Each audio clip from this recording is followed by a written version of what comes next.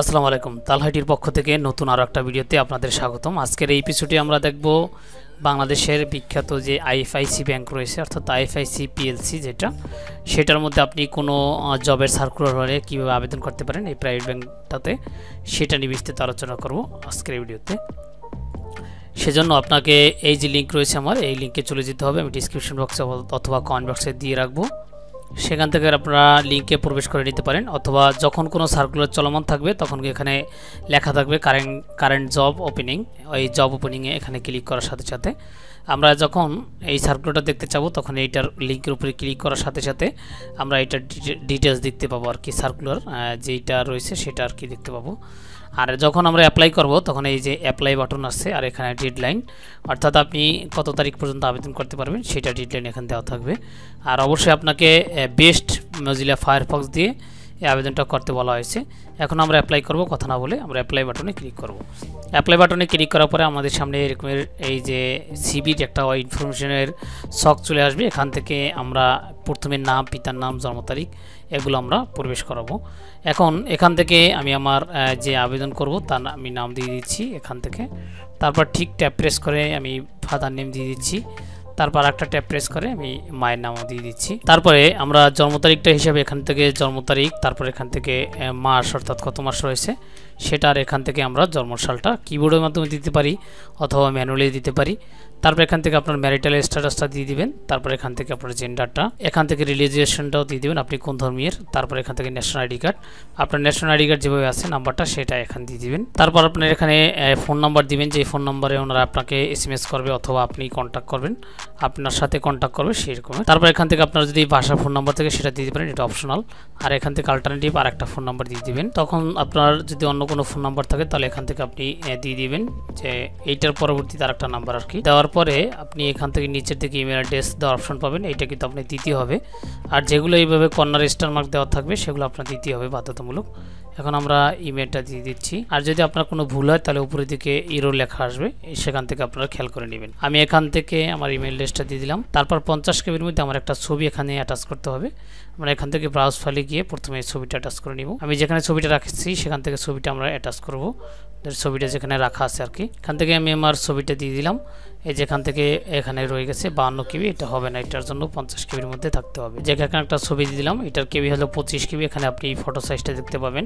তারপর এখান থেকে আপনার প্রেজেন্ট অ্যাড্রেস, আপনি প্রথমে আপনার হোল্ডিং যেটা রয়েছে সেটা আপনি এখান থেকে দিয়ে দিবেন। তারপর আমাদের ভিলেজ, তারপর আমি এখান থেকে পোস্ট অফিস দিয়ে দিব বা থানা দিয়ে দিতে পারি। তারপর এখান থেকে আপনার যে ঠিকানাটা রয়েছে সেটা, আর স্থায়ী ঠিকানা হিসেবে এখান থেকে আপনি প্রথমে ভিলেজ আকারে লিখে দিতে হবে।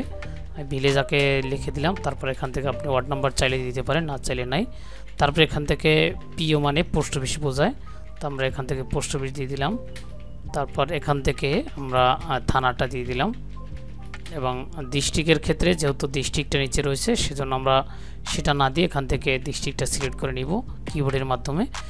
তারপর এগুলো পূরণ হয়ে গেলে আমরা চেক করে একটু নিচের দিকে চলে যাব, সেখান থেকে আমরা আমাদের এডুকেশনটা দিয়ে দিব। এডুকেশনের প্রথম থেকে আমরা এসএসসি এটা সিলেক্ট করে নিলাম। তারপর এখান থেকে এসএসসি কী রয়েছে সেটা, তারপর এখান থেকে কত সাল রয়েছে সেটা আমরা সিলেক্ট করে নিব। তারপর এখান থেকে আপনি চাইলে ইনস্টিটিউট নেম বা আপনার যেই স্কুল বা মাদ্রাসার নামটা রয়েছে সেটার নামটা এখান থেকে আপনি দিয়ে দিবেন। সেটা দেওয়ার পর এখান থেকে বোর্ড সিলেক্ট করে নেবেন, আপনার ইউনিভার্সিটি অথবা বোর্ড, যেহেতু যেই বোর্ড আছে সেটা। তারপর এখান থেকে আমাদের এই যে সিজিপি, অর্থাৎ এখানে গ্রেড নেই সেজন্য এখান থেকে সিজিপি সিলেক্ট করে আপনার পয়েন্টটা এখান থেকে দিয়ে দিবে। এখান থেকে আপনার যেই পয়েন্টটা রয়েছে সেটা দিবেন এবং আউট অফ কতর মধ্যে রয়েছে সেটা আপনি দিয়ে দিবেন। দেওয়ার পরে এখান থেকে আপনার যে কোন গ্রুপটা ছিল সেটা আপনি এখান থেকে দিয়ে দিবেন। কিবোর্ডে প্রেস করার সাথে সাথে আপনি পেয়ে যাবেন। সেমভাবে আমরা এখান থেকে ইন্টারমিডিয়েটটা সিলেক্ট করে নিব। তারপর এখান থেকে এটা, তারপর এখান থেকে আমাদের পাশের সনটা সিলেক্ট করে নিব। তারপর এখান থেকে আমাদের প্রতিষ্ঠানের নামটা দিয়ে দিব। প্রতিষ্ঠানের নাম দেওয়ার পরে এখান থেকে সেমভাবে আমরা বোর্ড সিলেক্ট করব। তারপর এখান থেকে আমাদের যে পয়েন্টটা রয়েছে সেটা আমরা এখান থেকে দিয়ে দিব। তারপর এখান থেকে আউট অফ কত রয়েছে সেটাও দিব। আর এখান থেকে আমরা সেমভাবে গ্রুপটা সিলেক্ট করে নিব। গ্রুপটা সিলেক্ট করার পরে আপনি এখান থেকে আপনার অনার্স মাস্টার্স থাকলে সেটা দিয়ে দিবেন এখান থেকে, যেহেতু গ্রাজুয়েশন এখান থেকে প্রয়োজন। তারপরে এটা কি রয়েছে সেটা আপনি এখান থেকে দিবেন। তারপর পাশের সনটা এখান থেকে দিয়ে দিবেন এবং এখান থেকে আপনার ভার্সিটির নামটা দিয়ে দিবেন এবং এই ভার্সিটির কোন ভার্সিটির আন্ডার রয়েছে, অর্থাৎ আপনার বোর্ডটা কি রয়েছে। যেমন আমাদের ইউনিভার্সিটি অফ ঢাকা, সেজন্য ইউনিভার্সিটি ঢাকা দিলাম। তারপর এখান থেকে সিজিপি দিয়ে এখান থেকে আমি আমার যে পয়েন্টটা রয়েছে সেটা দিয়ে দিলাম এবং সিজিপি কত পয়েন্টের মধ্যে রয়েছে সেটা দিলাম এবং আমার সাবজেক্টের নামটা দিয়ে দিলাম।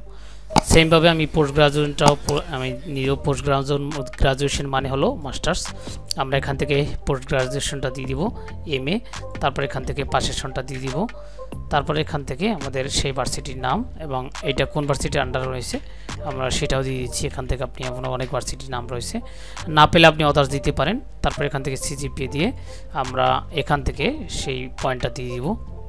তারপর দেওয়ার পরে এখান থেকে আউট অফ কত রয়েছে সেটা দিব, এখান থেকে আমাদের সাবজেক্ট অনুযায়ী দিয়ে দিব।